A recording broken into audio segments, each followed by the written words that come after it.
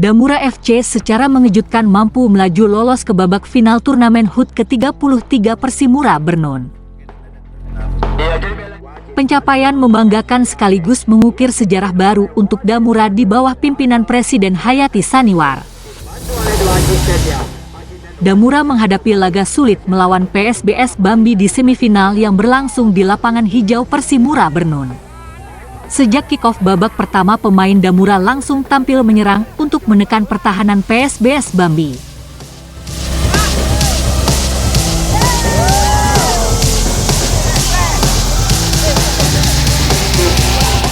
Damura berhasil mencetak gol di menit ke-7 lewat sentuhan kaki pemain Rida Umami.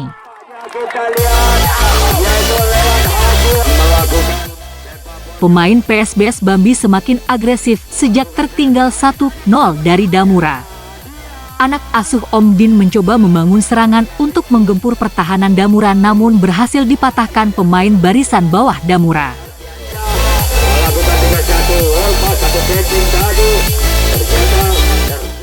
Berselang 4 menit kemudian, pemain ujung tombak Damura Akhirul Wadan sukses mencetak gol setelah memanfaatkan umpan crossing.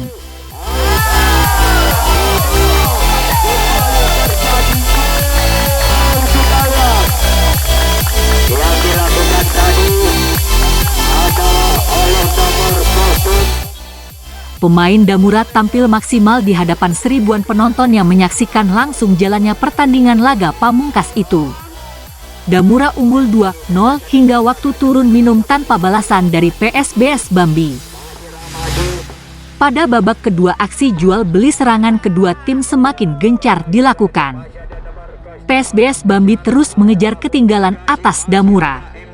Sejumlah pemain mulai diganti dan mengatur strategi permainan baru untuk menyerang.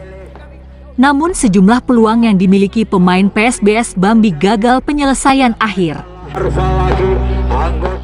Sementara pemain Damura tidak berhenti menyerang untuk membombardir kubu lawan PSBS Bambi. Pemain Damura sangat ambisi untuk menambah gol, namun serangan yang dibangun terus gagal pada finishing. Skor 2-0, unggul Damura bertahan hingga wasit meniup peluit panjang.